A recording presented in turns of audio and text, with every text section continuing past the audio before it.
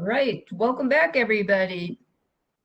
My name is Mary McCarty Arias. That you could come back today for part 2 of the Addiction Counselor Ethics course. Hope everyone is having a good day so far. A couple of things I was thinking about yesterday before we start today is I spent some time, by the way, talking about sexual relationships. And when I finished, and what I was thinking about when I finished the webinar was, I said yesterday that if you find yourself in a situation where it's he said, she said, or she said, or he said, you want to make sure you really cover yourself, cover your butt, can I say that on a webinar?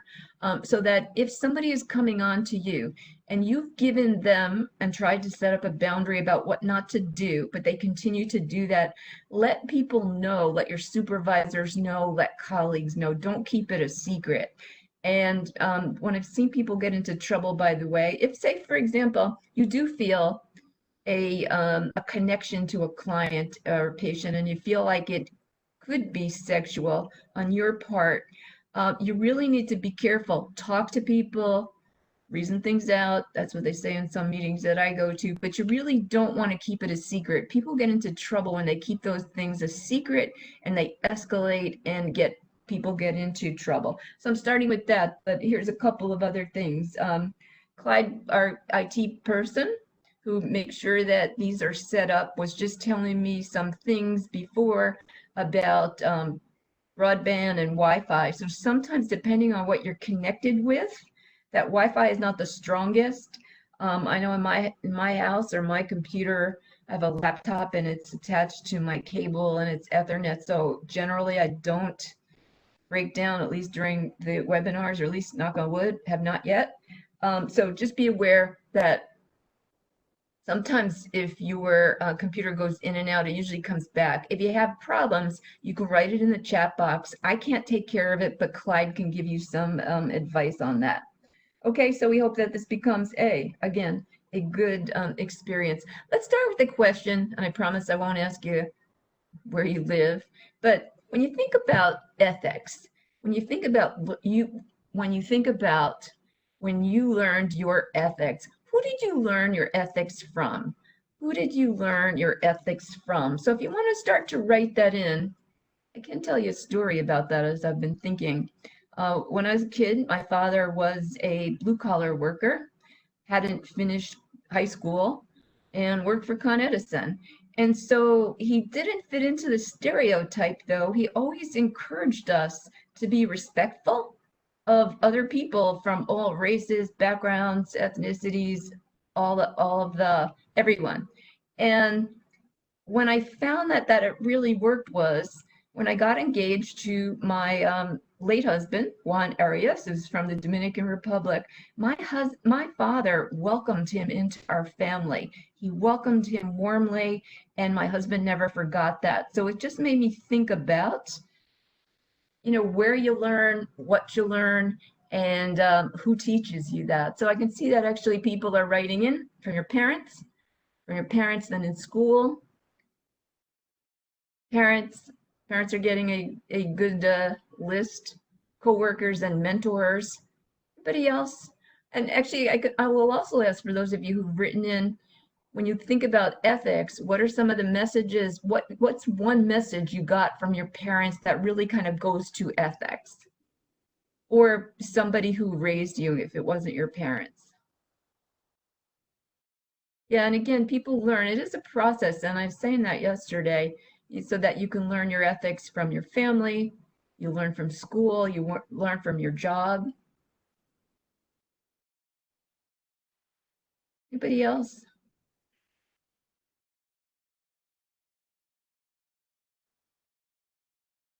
Sometimes what happens with asking a question on a webinar is I have to be patient and give you time to think it out and then respond. Thanks for the person who wrote. And again, I know that many of you can read, but I often read what people say. Treat people the way you want to be treated, respectful. The principle that guides life experiences. Setting boundaries. Thank you, everybody, for starting to write that in, because I think it's important to kind of look at your values, acceptance. Thank you. Because actually some of the values that you learned as a child from whomever you learned them from really can go to how you have dealt with ethics. All right. Again, thanks everybody for writing in. So what we'll talk about on the next slide, we'll just look at prevention of ethical misconduct. One of the things that happens is, oh, and somebody got good listening skills. If you got good listening skills from your family, that's a good thing to be a counselor, right?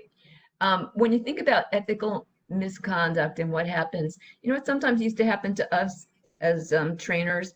Somebody in an agency would really mess up on something. And then all of a sudden, my supervisor would get a call, and the call would be, can you come to our place, do a training on ethics and straighten everything up?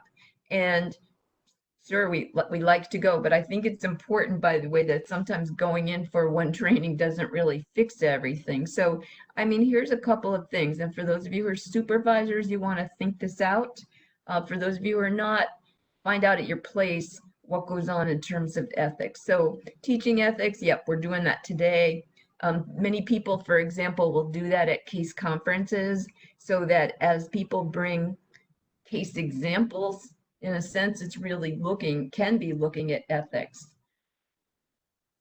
Who gets clinical supervision? You don't need to answer that, but it's really important to get clinical supervision in this field. And I know that sometimes when budgets are cut or people are not replaced, that sometimes the clinical supervision gets put like on the back burner. And so it's really important to do it. And clinical supervision, you know, it's different than what you do with your supervisor. It's not like what are your vacation days, when are you going to take your personal days. It really gives you an opportunity to share the feelings that you're having with clients, advice that you need on how to proceed, and also just how to do things in an ethical way. Another thing is important, I think, is to build and support by institutional policies. Well, I wrote polices there, sorry about that. So I meant to put institutional policies. So you think about, for your agencies, or depending on where you work, you know, what is already built in?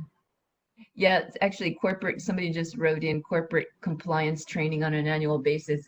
You bet. Where I work at the New York State Psychiatric Institute, I have to say every 3 months we have to do some kind of compliance thing. We have to read something, we have to fill out a form, and we have to make sure that it goes to our human resources department. And if it doesn't, it's problematic. But it is a good way. So depending on who you work for or where you work, my friends who work in hospitals say they've experienced the same thing. But you really want to have support. Like sometimes people will say, you know, we'll say in a stress management course, it's important to take vacations. And then you get vacation time, but you want to take vacation and your supervisor said, you know what, can't do it. We don't have enough people. So it's always a tricky one. And again, you want to support counselor health. When people are healthy, and it could be health physically, emotionally, mentally, it can prevent some ethical problems. I don't know if that makes sense to people, but these are just some things to look at. And this morning I was preparing the slides for the next week's course, which is on ethics and self-care. So I was reading all of the, I was reading many codes of ethics of counselors. So of the American Counseling Association, the Certified Rehabilitation Counselors, and this morning I was reading a lot about social worker codes. So they all, by the way, believe in taking care of yourself. And let me say too that, you know, yesterday one of the pieces had to do, one of the pieces on the OASAS code of ethics had to do with impairment. All of them cover that. And I'm going to tell you what the social work codes of ethics, if you come back next week, I'll repeat this, but they say that if you are a person, you're a social worker, and you see that somebody a colleague of yours is impaired. And the impairment, by the way, could be, sometimes in my mind, I think it's substance abuse, mental health issues, but it could be personal problems. It could be other situations that a person is in that prevents them from doing their job well. It's your job, by the way, too. In social work, they say, talk to the person first. Talk to the person first. And then if you talk to the person first and they don't make any changes, then you do need to report it. I think with OASAS, it's a little different, but I think people need to figure out what are some of the policies and how do you deal with that. All right, so ready to do some ethical questions. So let me say that you do not have to respond if you don't want to. And remember too that people will be able to see your responses, except if you do it privately to me, they will not. So I have about at least five questions that are on the slides. I may throw some others in there as we go along. So everybody ready? And I talked about this one yesterday. So I use the printer at my job for personal projects. If you would write in, always, sometimes, never. Always, sometimes, never. So I use the printer at my job for personal projects. All right, so I'm seeing sometimes. Thanks for your honesty on that one. Never, never.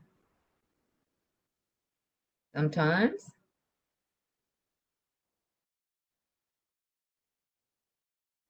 Others. Again, and thanks. I can see that some of you are writing in privately. That is cool.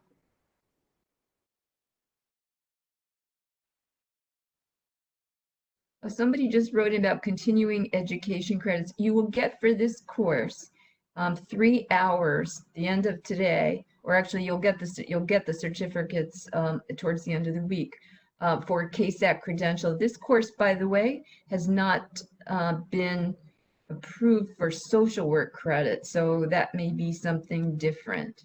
So going back to the question, I see sometimes. All right, it seems like so far many people are writing sometimes. A couple of people have written never. Nobody's written always. Now, here's another question. Why do you think I asked that question? What do you think is like the question behind the question about using the printer at your job for personal projects? Anybody, what's the question behind the question?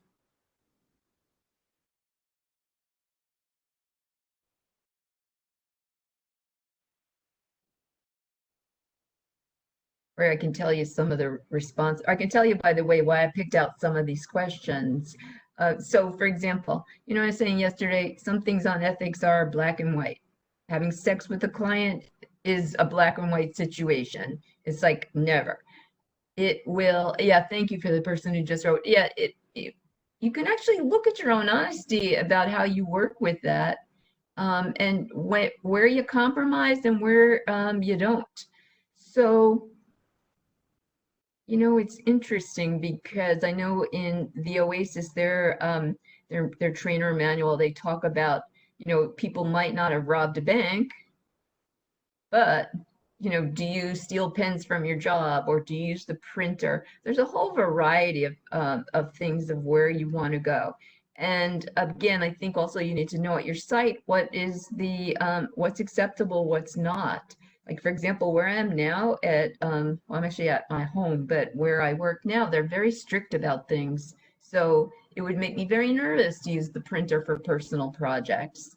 But I'm happy to use it for things that I have to make copies of for work. So yeah, it's really, what can you do?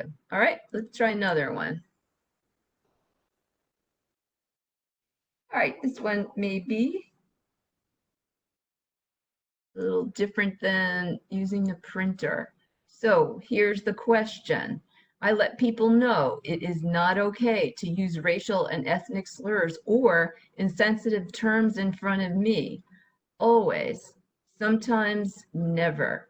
I let people know it is not okay to use racial and ethnic slurs or insensitive terms in front of me. Always, sometimes, never. So I'm seeing lots of always, always, always, always.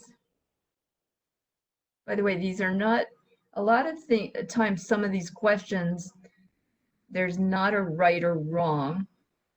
Although these days, I think that question, I wrote this question actually prior to what's been going on in the country. Oh, somebody wrote in privately. When I let a supervisor know that I would call staff out on it, she told me I wasn't allowed to. Oh, that is an interesting dilemma because when you think about what's going on now, and I have that book, I'm sorry, I have like books all over my office, but I just bought the book by Ibram Kendi, Dr. Kendi, on how to be an anti-racist. And people talk a lot now about silence is complicity. So it's interesting. And I think it's something really to talk at case conferences. Because one of the things too is if you have a colleague who consistently, and I'm thinking about colleagues, by the way, it could be like friends and family, but in this case, we're talking about work, that if they are using racial and ethnic slurs, that makes me very uncomfortable that everybody would know that and that would be okay. Somebody also wrote in, I've been in that position years ago and learned the effect on a client that overheard and no one defended him. That is priceless, by the way, because one of the things that can happen when you talk about respecting a client and you hear another counselor talk down to somebody using racial and ethnic slurs, ouch, that's one of those ouches. So it also would give the message to the client like, oh, what kind of agency is this? So I think it's important to kind of look at that and see if maybe you've changed your mind about that question today, given what's going on in the world in terms of people looking at racism and the effects of racism and how to be an anti-racist. So that also, by the way, might be a question that is you don't want to write about, and on a webinar with people you might work with or people you might know, and I think it's okay. All right, thank you for the person who just wrote in. I provided my coworker with Language Matters from OASAS, and when the coworker would call individuals with mental illness crazy people and Looney Tunes, I was told she is from an older generation and let it go. Ooh. Let me say that as a person who's older, and sometimes I'll speak from my own experience or what I hear. Sometimes people have like this older uncle who's really racist, and people let him get away with it because he's 85. You can figure out what you want to do with your home life, but again, if somebody is working in a facility and has to follow a code of ethics, then language, remember yesterday, we always have that piece on language. And when you think about people with mental illness, the terms that are used, and if you're told to let it go, I feel sorry. I feel sad about that. But I think it's really important for those of you who are supervisors to kind of look at that and figure that out. It's one thing too, I think it is hard to maybe tell supervisors when they've said words that are insensitive, but I think you have to look at it and figure out what you can do. Now it's interesting too, because if your clients, you're doing a group, and people will also look at what a client can say in a group. You can set boundaries on that and let people know when it's okay to say. Somebody wrote in privately about ageism. Yes. Somebody also wrote in, thank you. People tend to see that it's not okay by my facial reaction. And obviously our facial reactions tell people things. These days, by the way, we're not always seeing people's facial reactions like when I do a webinar. And it's kind of challenging when you're doing counseling and you're doing it by Zoom, because they can see your facial expressions and you can see theirs. And I know a friend of mine was telling me that the therapist was saying that it's kind of difficult because she can see herself. And when she's trying to be empathetic, she's looking to see if she looks okay. and it's been a challenge. So I say that, and that's kind of one of my funny things. It's not really funny, but I think it creates different things. But I'm seeing that people are writing in always, and I would say, by the way, silence is complicity. I didn't make up that statement, by the way, but you've heard it a lot recently.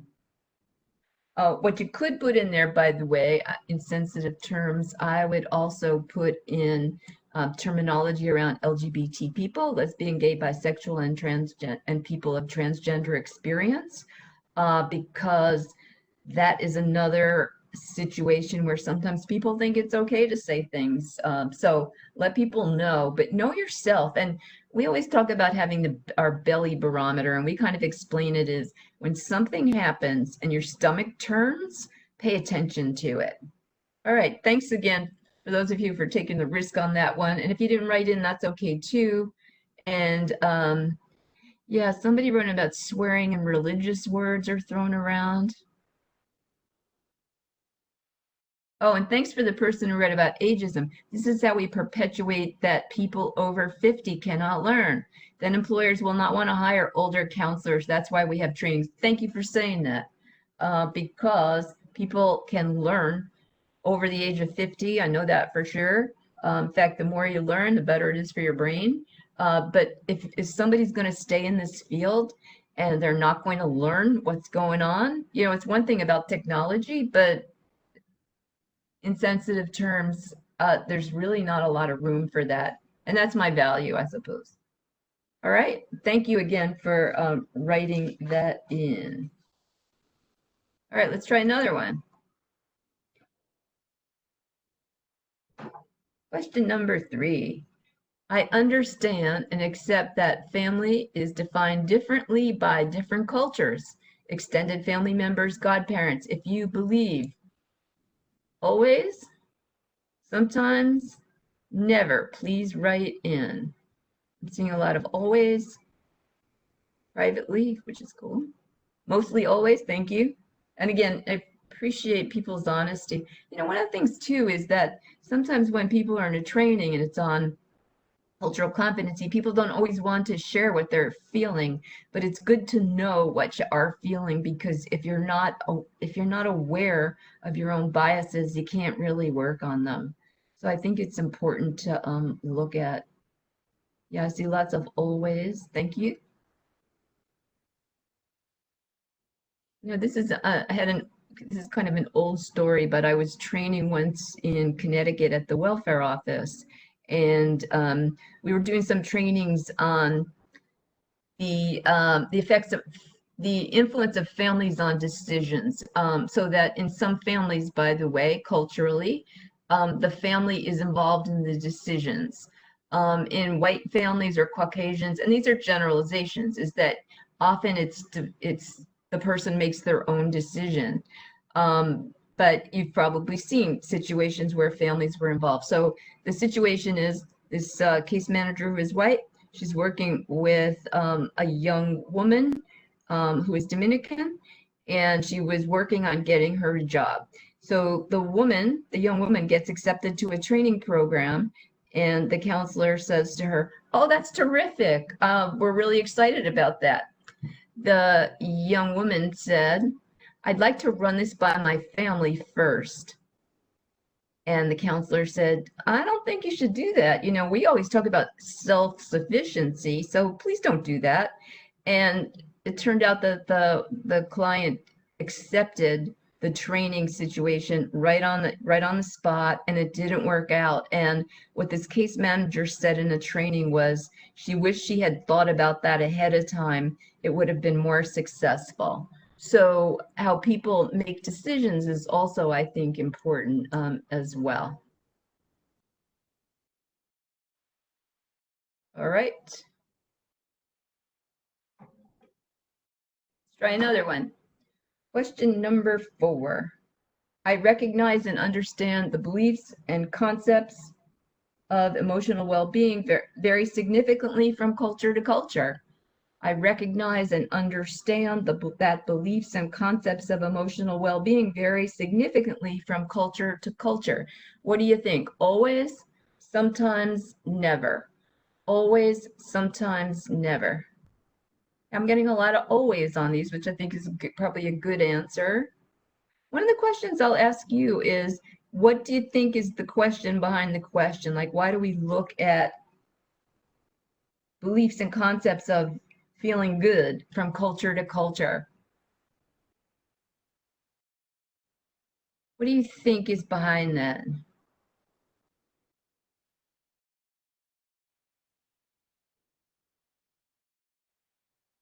Anybody, if you think about beliefs and concepts, and it could be around feeling good, it could be around healing, how might they vary from culture to culture, and how might that affect the culture of where you work? I know that's a complex question, I think, but if you want to think about it, I think people look at healing very differently in different cultures. And some of you can probably write in some examples, but if you've worked in the field of working with people with mental illness, kind of the medical model is let's diagnose, let's assess, let's diagnose, let's give somebody medication. And I'm not saying, by the way, it's not a bad thing to do, because in a lot of cases, it is. Sometimes what would happen is a client would come in and they'd say, in my culture, we don't believe in that. We'd rather do something different. Yeah, and as somebody wrote in, it's about respecting who the person sitting in front of you are and accepting each of us have cultural experiences that are different but the same. So it's like we're all people, but we all come with different backgrounds and maybe different views of helping. My friend Jill always tells a story about, actually, this is cultural, probably incompetence, but she was at a case conference, and there were 6 people. She's African American, and 5 of the case managers and social workers were white. And they were talking about a client who was pregnant, and the woman was eating dirt. And all of the other, like 5 people are going, "What's wrong with her? She's eating dirt. Like that must be some psychotic kind of thing." And what Jill started to explain to her was that in the South, that sometimes women who are pregnant will eat dirt, but it's really the clay, because some of the minerals or some of the nutrients in there are healing to women. So it was kind of a good thing that Jill was there, because that person might have gotten a diagnosis of some kind of psychotic behavior or something, but it wasn't. It was a cultural thing. I think sometimes too, some of you may come from cultures where the use of herbs is really important. And you know that sometimes in a medical model, a doctor may not view that as positive. So you kind of want to look at that.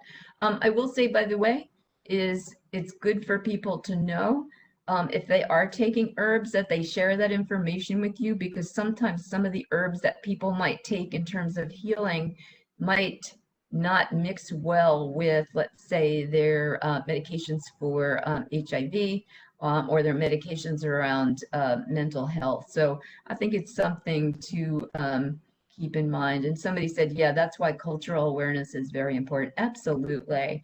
So if you get a chance to take some of Diana Padilla's courses, and actually Paul Warren, they're in a OASAS that's actually set up, I think, a training of trainers on culture. And not only are they learning how to train it, but they're required to read a lot of books and have study groups. And that's pretty cool, because it is really complex. And it's not like you can think that you know everything about everybody's culture just because you read a book. Oh, yes, somebody wrote, thank you. It's called Pica, Weird Pregnancy Cravings. Um, Actually, it is in the South. So you said it's not a cultural phenomenon. My understanding, by the way, is that sometimes people will use it culturally, and not need a diagnosis. But we can disagree on that one. Or according to Jill, the woman did not need a diagnosis, but people kind of understood where she was coming from.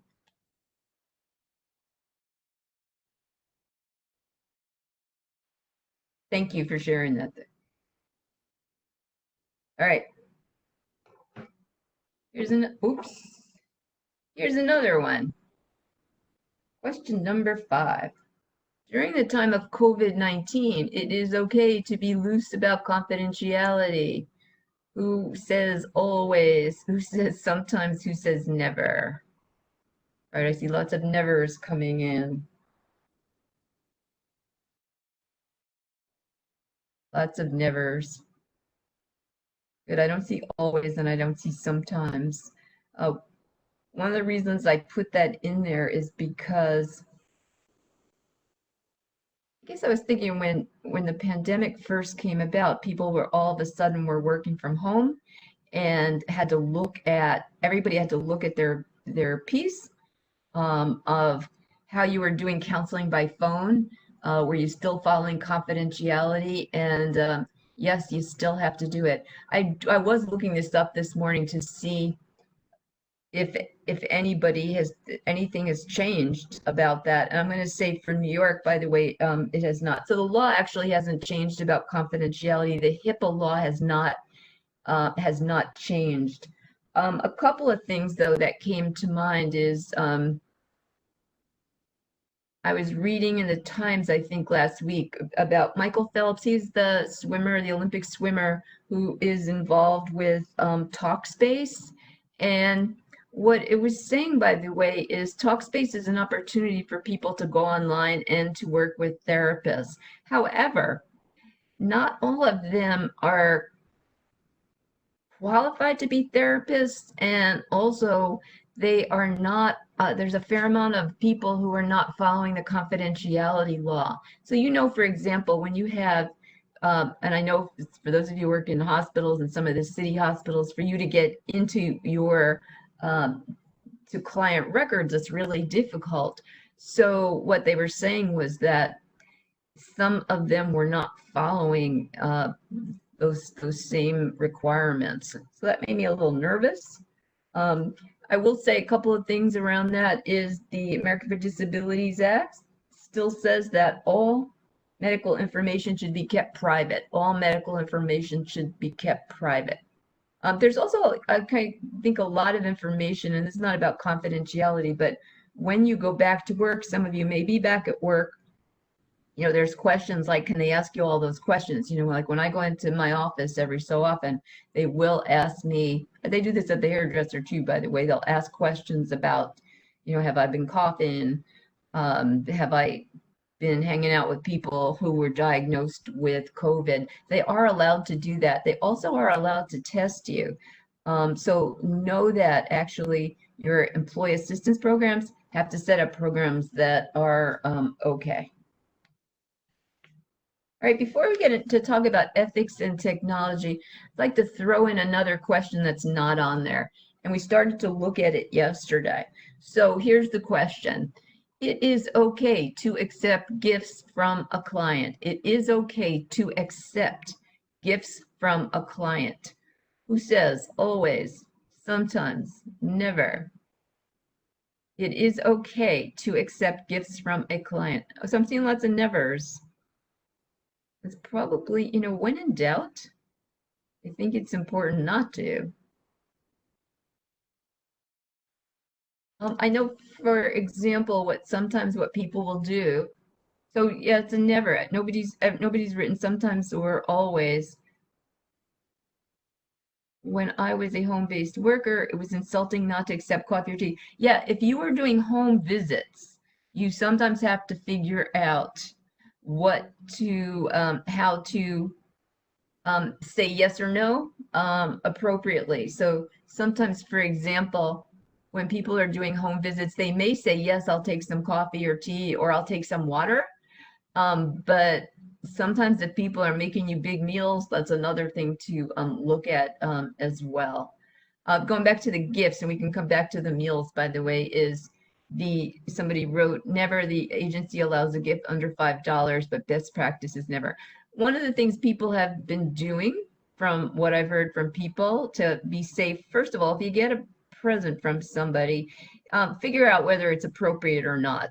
I worked with somebody once who received from a client negligees, like stuff from Victoria's Secret. That was pretty black and white about she was not going to accept it, and she let her supervisors know and they worked it through.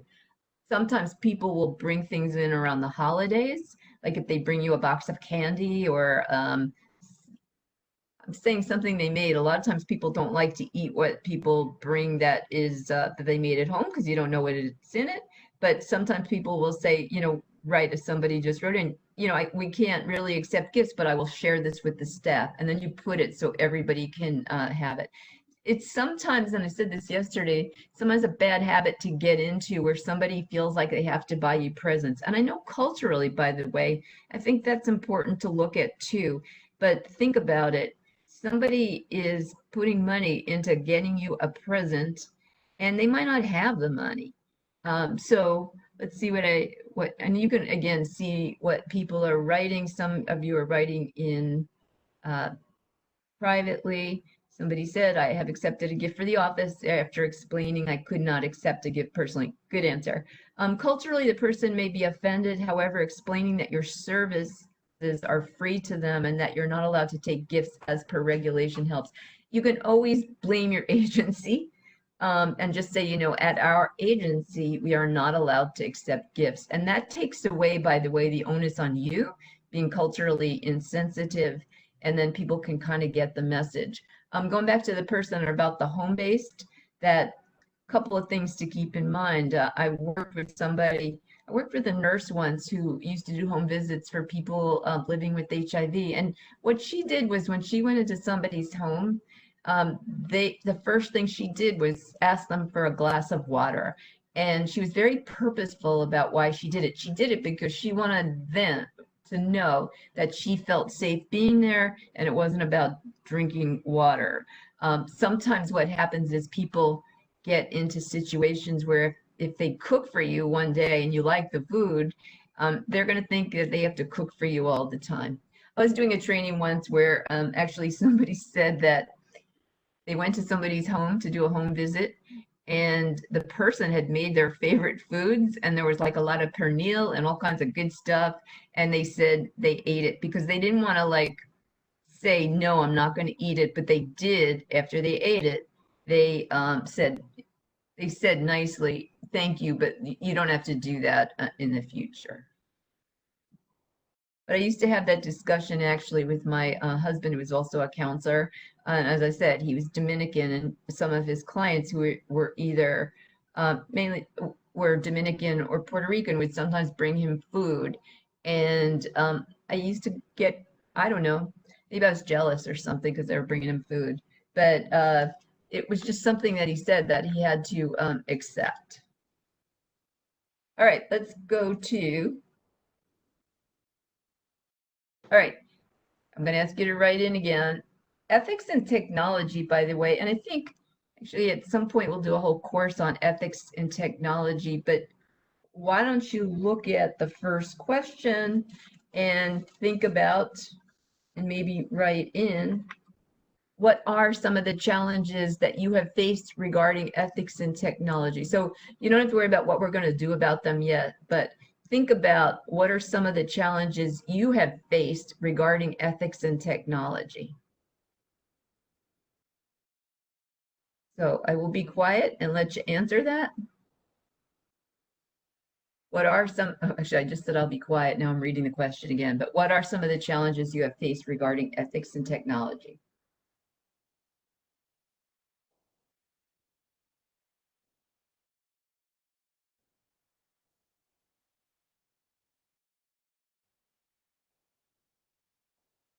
So please write in.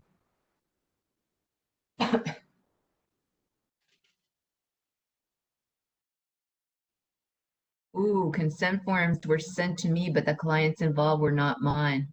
Ooh, that's scary. Workers who leave client information laying around the printer and the fax machine. Yikes.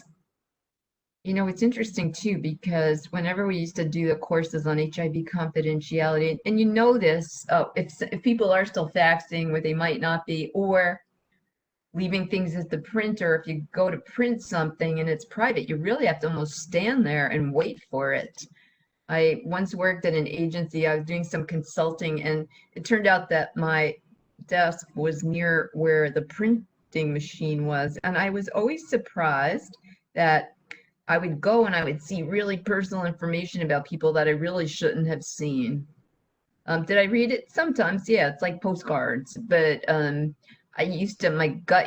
stomach used to turn on some of that. So yeah, that whole thing around and that's why HIPAA was came about. It was really about technology and protecting clients' rights. Oh, here's another good one. Yeah, working from home and finding a private place to talk or have a virtual meeting. I think that is really tricky these days. And I might have said this yesterday. You know, if you're having Zoom meetings and somebody comes into where you are working in your family, they can see who is at the meeting, or if it's a client session, they can see that. And that one has been, I think, challenging. Also, depending on, at least for those of us in New York, we don't have big homes. So it's like really, if you go to hide someplace, it's a little bit tricky.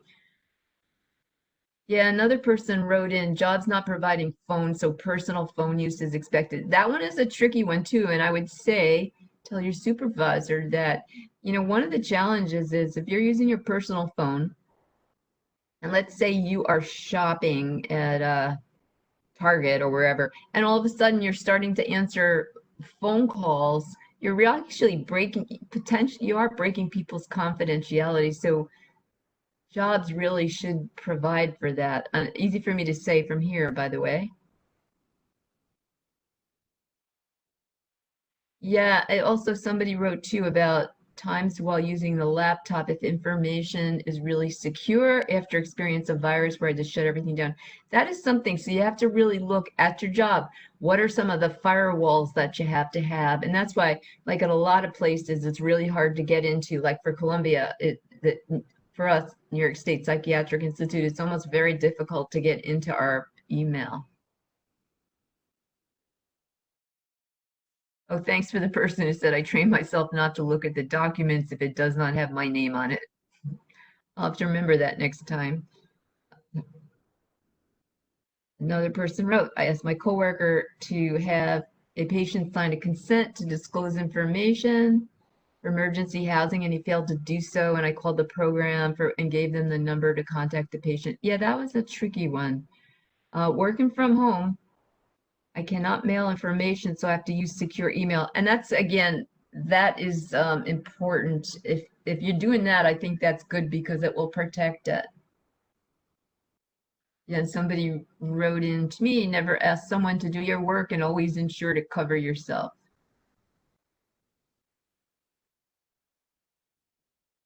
Google voice number and be used instead of your own phone. So there's ways to probably do it. And I would encourage you to ask your clients ask your supervisors or colleagues how to do that, because you know you don't want to get sued for breaking confidentiality, and it's too easy these days for that to happen. So yeah, those are examples. I think, again, working at home for some of you are back in your offices, is how are you doing that?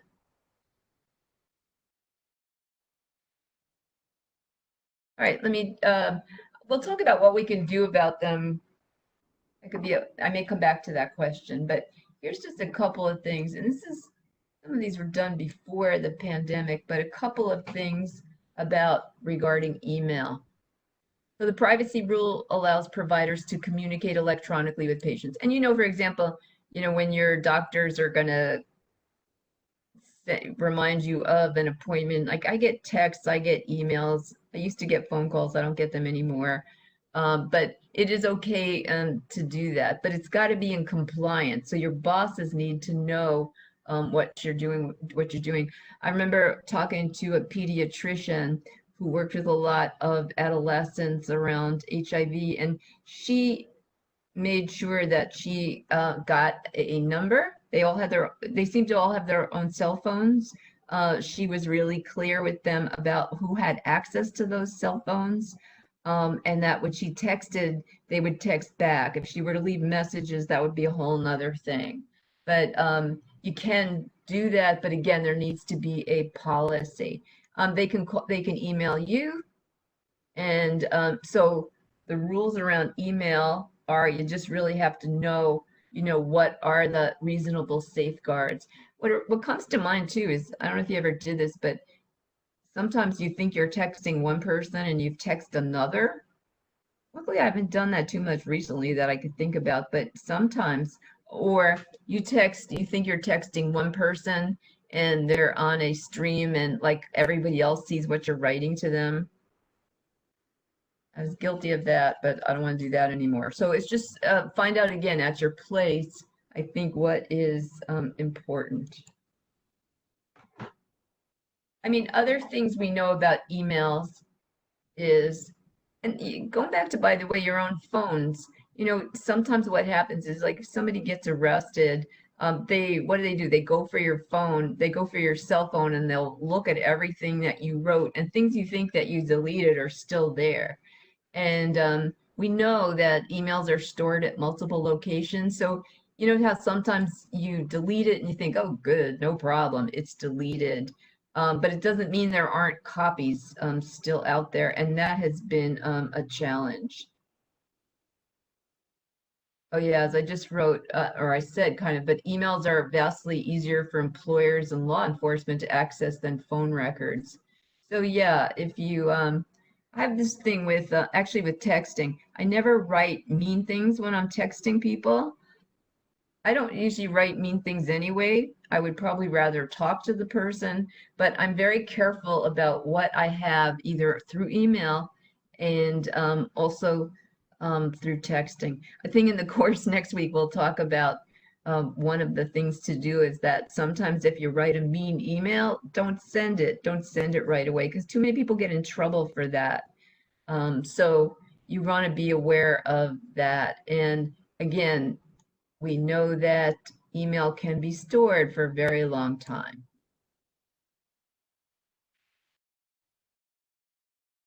Um, One of the things that probably didn't come up in one of those questions, but I'll throw out another question about that right now is Facebook. So here's the question. Let me come up with a good, well, the question is, what are your policies at your job about friending clients? What are your policies about friending clients or patients or on Facebook? If you don't use Facebook, I know Facebook now is for, if let's say other social media as well. I'm dating myself, but I do use Facebook. So when you're using actually Facebook or actually any kind of social media, how do you protect yourself from hearing of what clients are saying? Anybody?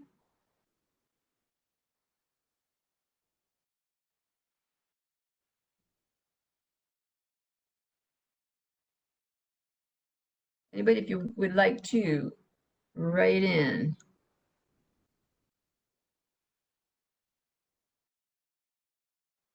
Wonder if that question is too easy, by the way. Yeah, never become close with the client, never communicate with the client on any form of social media. Absolutely. That is something, by the way, I think that is important to keep in mind.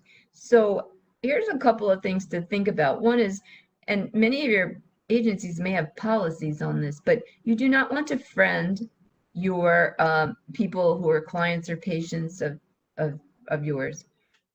Somebody just wrote in, yeah, I didn't do it before, but due to remote projects, it's starting to open the window too, but I've set restriction settings. Friending can be a dicey situation. Yes, here's what you can do, by the way. Sometimes what people will do is they have two Facebook accounts or two social media accounts. One might be your personal one. And if you have one, or let's say, for example, your agency has one, that's a whole different story. So be careful with that because somebody might say, I'd like to be friends with you. Or you know how sometimes you get requests from people you don't know. I always say no to them, but it's really important not to. There's a couple of, somebody wrote, yeah, how do you set boundaries when it's out there? When it's out there, I mean, it's already out there. I think the challenge would be to unfriend the person and think about what if you need to start another account. I know people, again, I think I was saying, who have two accounts. One is for their friends, and one is for work. I'm going to say one of my boundaries is I generally do not friend people I work with because I also don't want them to know any kind of personal or political stuff I'm writing. And there was a horror story in Binghamton. I don't know if we have people from, well, it was a horror story from a place. And what happened was a therapist had an had a was seeing a client who was coming, seeing a client, and what happened was that the client asked his wife to be friends, and she didn't maybe know what the story was. So she became, so the wife of the client, the partner the partner of the therapist, friends somebody who is a client. And then what happened was that client had a lot of personal information about the counselor. The client ended up knowing exactly where they lived, what their phone number was, and they stalked them. So you got to be really careful with that. And like for example, I always tell this to my nieces and nephews. It's like be careful what you're putting on your social media. Someday you're going to look for a job, and people are going to have access to that. So, like for example, I remember one of my nieces. Like whenever I saw pictures of her, they were always like drinking or partying, and I cringe, but I suggested to her she might want to be careful about that, but she didn't listen, so that's okay. Let's see what people are writing in. My supervisor only used Facebook Messenger when necessary. There's some clients who only have that as the only way to be in contact. Yeah, you know what? If that is what you have to do for work, just make sure that that account is very specific just for clients, and then have another one, like I said, to deal with your friends. So Facebook call, yeah, FaceTime in a closed room is what I've known to be done. Yes, we have so many releases signed right now, especially since COVID. Yep, that's important to do. Somebody wrote, there was a time when a coworker wrote about wanting to hurt another supervisory coworker and was reported. However, there was nothing done at the time. That is something, again, you have to look at too. I could tell stories about that one, but I think it's important, people put stuff on Facebook, and then you're going to have to figure out what do you do with that information. If Yeah, somebody else wrote, ethics also mean watching your Instagram and other accounts you set up online, exposing pictures, partying, engaging in inappropriate behaviors in social settings. Absolutely.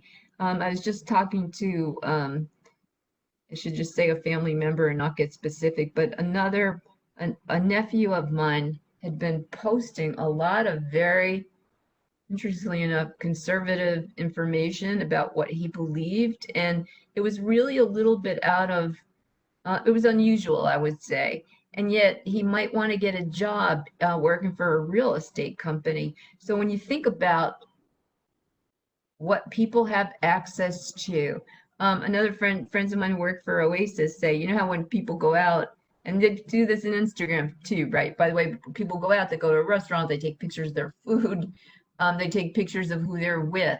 And let's say, for example, a lot of people are in recovery and they may be sitting in a restaurant and it looks like maybe they're drinking water in their wine glass, and everyone else is drinking wine. But sometimes you always have to be careful about the perception. Like one of my friends who is in recovery said she was really uncomfortable that people put up pictures of her at restaurants when they went out as friends. So you just want to be careful about that.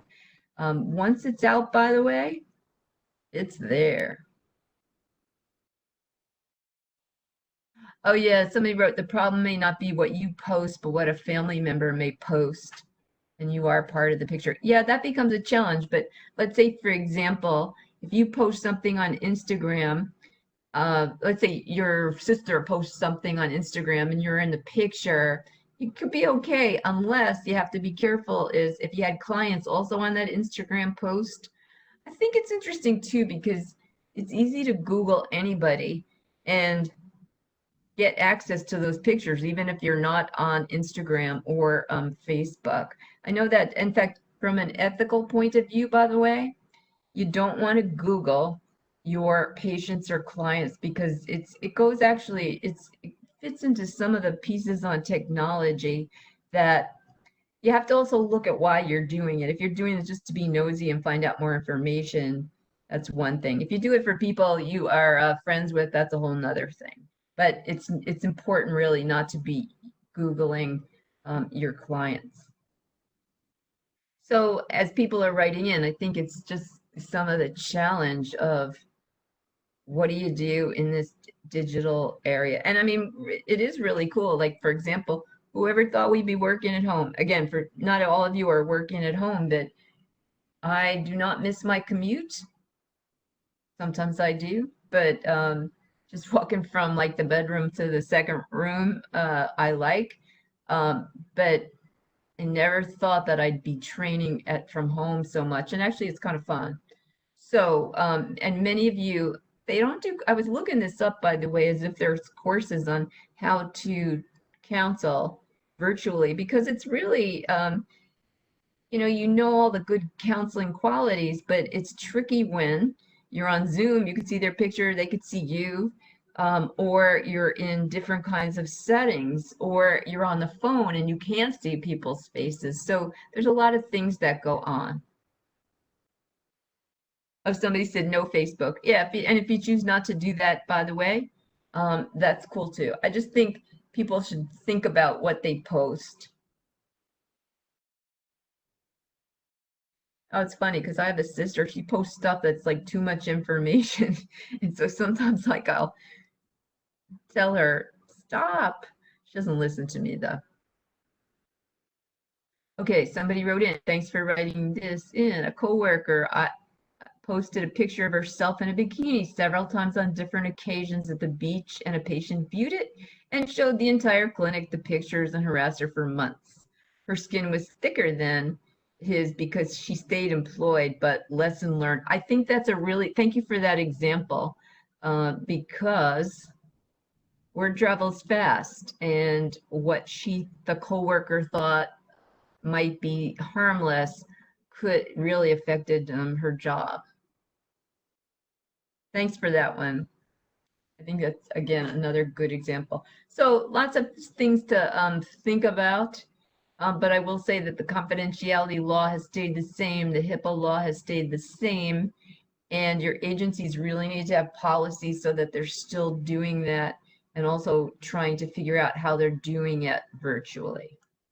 Right. So, a couple of things around wellness. And as I said, next week I'm going to do the 2-hour course on ethics and wellness, but it's really important these days. And OASAS, by the way, really stresses the need for self-care. In fact, next week we'll look at the definition of self-care. Sometimes you Google something and it says taking care of yourself. Okay, well, that's not so helpful. But the definition really is, how do you improve your health physically, psychologically, emotionally, socially, spiritually? Let's see, somebody said, will you post or send a link? You know what, I'll ask maybe Clyde, if Clyde is there, can you send the link for next week's piece on ethics and wellness? I may be able to type it in later on, but I'm slower while I'm training. Right, oh, Clyde's going to do it for you. Thanks, Clyde. So what Clyde will do is he'll post the link on there so that you can all see it. And the good thing about webinars is they really don't close out, because we could take 1,000 people. I don't know how many people are on today, but we can take a lot of people. And I will spend the whole time on actually ethics and wellness, because I think it's really important. We'll look at some things like mindfulness, and we'll look at some exercises that you can do. And one of the reasons I didn't get into it so much for this is because I knew I was doing it next week. But OASAS really encourages people to take care of themselves. And they don't want people to be impaired. Obviously, you can't do your job when you're impaired. But another thing, too, from a business point of view, is it costs a lot more money to fire somebody and then to hire another person and train them. So it's in their best interest generally to make sure that people are taking good care of themselves. Yeah, thanks. Somebody wrote in. Self-care speaks to paying attention to your individual ability to cope with the requirements and demands the work requires. And our work requires a lot, by the way. One of the things I think that happens with counselors is you're expected to and give more. You don't go to a client and they they say, oh, I'm really good. How are you doing? But your job requires you to always to give. So who's nourishing you? What is nourishing you? It can't be the client, by the way. Oh, somebody just asked about one of the webinars coming up is on the waiting list. You know what? We'll ask the person to actually contact about that is Tree Chapel, Patricia Chapel. She's the person who makes sure that you get the certificates. One of the differences about the waiting list is when some of the other trainers are doing Zoom. In Zoom, you can't have past a certain amount, and that depends on what the trainer says. With WebEx, which is this one, we can have up to 1,000 people. So I can't really answer that. And I don't know who's doing it, but yeah, talk to email Tree. Somebody wrote in, thank you. Although you have to make time for self-care, it sometimes can seem hard to do because these can appear to be full-time jobs in your life 24/7. And it's interesting too that for people who are working at home, it used to be you'd go to the job so you'd commute, you go to the job, you'd come home. And there was like it was easier to have a boundary about the job being over. And counseling is hard. Some of the stuff stays in your brain or your mind for a long time. Now, if you're working at home, people can text you or email you, at any time. And so I think people are struggling actually with working too hard. It's kind of interesting, I think, that I'm thinking my commute prior to this, ironically enough, was like an hour and 3/4 each way. So now that I don't have to do that, I do find I have a lot more energy for the job. Start earlier, which I like, but it really just seems like it's easy. And a lot of my friends have been saying this, that they are working a lot harder than they used to. And so you kind of have to figure out for yourselves. And next week we'll think about it is another thing that comes up next week, by the way, is small changes make big differences. So sometimes it's just really stopping your work for 15 minutes and going into another room or doing something different. I saw on television today, it says if you are looking at a screen all day, that they said 2020, every 20 minutes, get up, look outside, or look at something else for 20 seconds. 20 seconds doesn't seem like a lot to me, but just be aware that as you are staring at a screen, doing those Zoom meetings, it's stressful on some level and you can't really move around. So it really is important, again, for people to take care of themselves. On the next slide, OASAS has changed their website, by the way, and so I haven't looked at this recently, but here's some things, and these are things you'll see, by the way, when people are saying, how are you coping during this time? Stress management we'll talk about next week. Exercise. You don't have to run a marathon, but sometimes just getting out for 10 minutes. I always used to say prior to this is that what do you do during lunch when you're at the job? Can you leave the building and just walk around the block? Depends where you work, by the way. When we worked on 23rd Street, it was heaven to walk around there. Columbia's been a little bit trickier for that, but actually just walking around the hospital gives you lots of exercise. What are you doing? Again, exercise doesn't have to be about walking or running. Some of you probably like to dance. And I remember my husband always used to say, merengue makes you happy. And so now what I do is every so often during the day, I play some merengue, I dance, I get some of my steps in, then I get back to work. Nutrition, eating well. What are you eating? Some people are actually talking about the quarantine, the 15, I forget what the expression, but a lot of people have been gaining weight. Oh, I guess it's the quarantine 15. So sometimes people are eating more than they used to or exercising less. And that's important to look at. So just looking at what are you eating that's helping you, it's nourishing you? What are you eating that's making you not feel so good? Doesn't mean, by the way, sometimes like on Saturday nights, I like to have a really real dessert, like not a Weight Watcher dessert, a real one. So the website also has other resources. I mean, these days it's funny. Some of you may used to remember some of you went to the gym and now the gyms are closed, although I heard they're reopening, but they're reopening at 25%.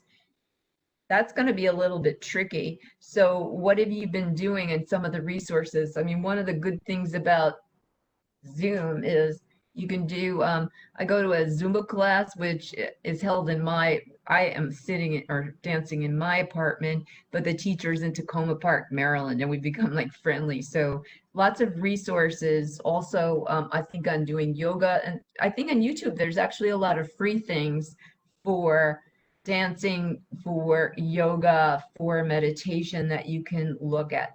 Tobacco dependence. Oh, they could call it tobacco independence, but tobacco dependence. So think about it. I know many people who are counselors are smoking, but to look at one of the drugs that actually can hurt you more than others, how do you work with that? Tobacco, by the way, oh man, did I make some spelling mistakes that I didn't catch? The tobacco is one of those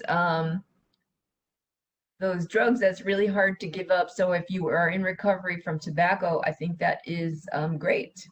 So think about that. And it's interesting because sometimes people during the quarantine, they're doing like a lot of healthy things or they're reading books they never read before. And other people, talking to somebody who said she spent most of her time on the couch watching TV. So everybody's dealing with it differently. But for us, again, being in a helping profession, you need to constantly think about how you nourish yourself. And then again, for those of you in recovery, and it's interesting because people were used to going to in-person meetings, and now people are getting used uh, to Zoom meetings, and that just assumes that everybody knows how to use Zoom or has access to that, and that could be a whole nother course of, it's one thing to tell people you can do something virtually, but what if people don't have access to that? Or my sister, who's a teacher in Chicago, was saying how she'll have a family and she tries to set up the lessons in math so that they're on video so that the person can look at them at any time of the day within 24 hours, because she figures during the day one parent might be on Zoom, some of the other children might be on Zoom, and how can you kind of work that out? But really working one's recovery program, I think during this time, there have been, I know, high levels of relapse. There have been high levels of people dealing with depression. Um, I would say one of the things that Michelle Obama said recently that was really helpful was she talked about having like low grade depression. And everybody was like, oh my gosh, it's Michelle Obama. But there was a group of Black psychiatrists from Chicago who sent her a letter thanking her for that because she wanted to make sure she did it so that she would let people know that it's okay not to be okay during this time. So it's like something to look at. Yeah, as people are writing in, not everybody has a lot of access to Zoom. I think that's a challenge of, how we can work on that. Somebody did write, do you have a webinar on motivational interviewing? Yes, Paul Warren is actually our expert on motivational interviewing. So whenever you see his name, it's usually a topic that has to do with motivational interviewing. Okay, so more will be revealed next week in those 2 hours around what we can do in terms of ethics and wellness. So, Paul Warren is his name. There's 3 trainers for the ATTC grant that I'm on, so I'm one of those people, and Diana Padilla is another, and Paul Warren is the third. We usually, actually prior to the quarantine, we all shared an office, and the office was tiny, tiny, tiny, tiny. So we haven't figured that out, but we're not probably going to the office, I don't think, till January. Yeah, and somebody wrote in, yeah, is it correct that you need 6 hours for ethics for KSAC renewal? The answer is yes. You'll get 3 today. You'll get 2 next week. I'll have to figure out a way to throw in another one. Or you know what? I will say if you Google things, there's a lot of people who are doing ethics courses for hours. Like OASAS does, they have those Learning Thursdays that are recorded, and they have a lot on ethics, and I think you can get them for free. They're only an hour, but those hours will add up. We don't do courses on the weekends at this point. Sorry about that. You know, it might be something for us to look into because now we could do courses on it.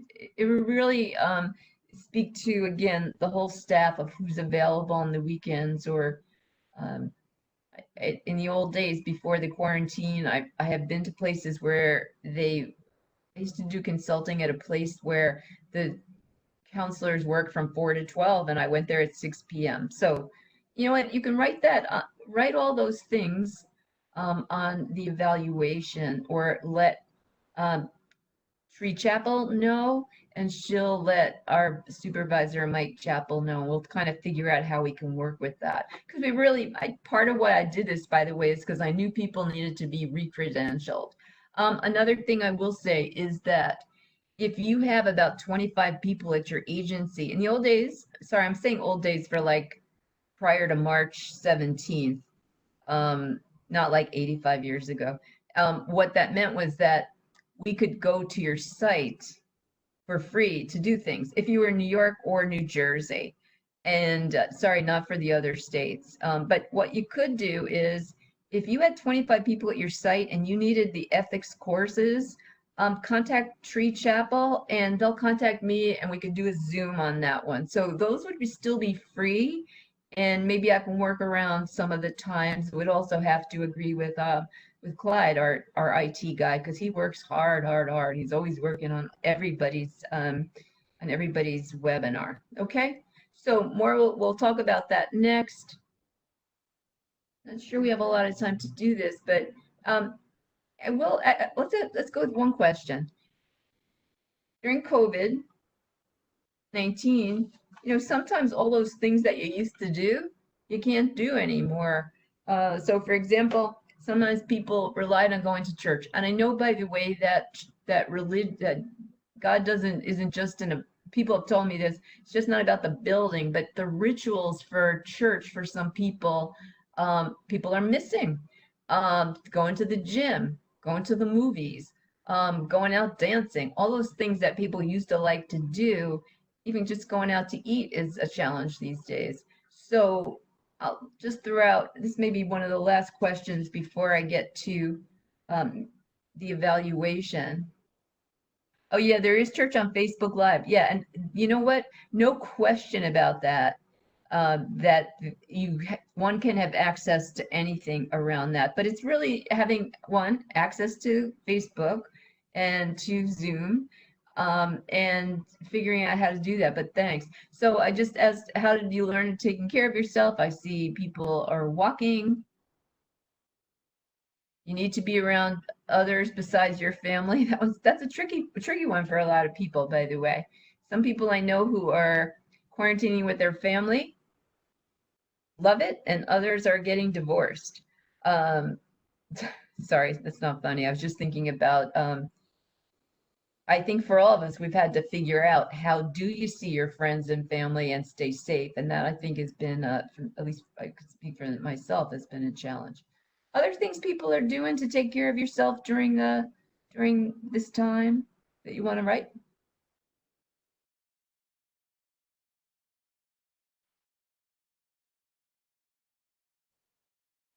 Actually, for those of you who are sports fans, and I'm a big sports fan, the NBA playoffs are on, so I think that's a good thing. Somebody wrote in, I've learned that it's important to pay much attention the way your body responds to different situations, and as such, the appropriate response dictates how well we endure. You know, we can learn a lot about what's going on with us during this time. People are learning more about technology and staying connected. Yes, people who never did that are doing it now. Somebody writes in, I realized how fragile a mind can be. Just because we are counselors does not mean we have all the answers and we don't need help too. Absolutely. And I think that's important. Oh, somebody wrote, go Portland, NBA. Are you from Oregon? You don't have to answer those questions, but Portland beat the Lakers yesterday. So you could tell what sometimes I do in my spare time, but I have to say, it's one thing. Oh, Jersey City, cool. I won't talk basketball too much, but I will say that I'll be watching the playoffs for those of you who are fans, and I am a Yankee fan too, but somehow the basketball goes quicker, it's easier to watch, and you don't have to pay attention the whole time. Somebody writes in about breathing therapy, and we will talk about that next week about some of the different things you can do. It's interesting thing too about meditation and our breathing is a way to actually get rid of cravings. It's a relapse prevention tool that people can use, and that sometimes when we're nervous, we don't breathe deeply. So sometimes, and I think the key sometimes is what are the simple things that we can do that don't cost money, and we can do them at home or wherever we are. Another person said, I listen to my body when it demands rest from the length of time. I stay up with any particular client matter and respond appropriately. I think people are getting kind of messed up with sleep uh, for a variety of reasons, but sleep is something that's also very healing to your body, actually, and to ultimately to your mind. So there's a lot of things that are there. I hope you all saw that Clyde did put the where the link so you can come back next week. And as we get to the end, are there any questions I could answer? Are there any questions that I can answer right now? Oh, somebody said you're interested in tapping techniques. I need to learn more about it. It's funny. I know a counselor who does tapping techniques. I'm not an expert on it, but I'll look it up or maybe ask her for questions. Some of those tapping techniques, by the way, actually, I shouldn't say this until I look it up, but a lot of those things there's a lot of grounding exercises that people do. And I know that many therapists are learning about tapping. So I'd say Google it. I'll Google it and we'll see what we have for maybe next week on how to learn about that.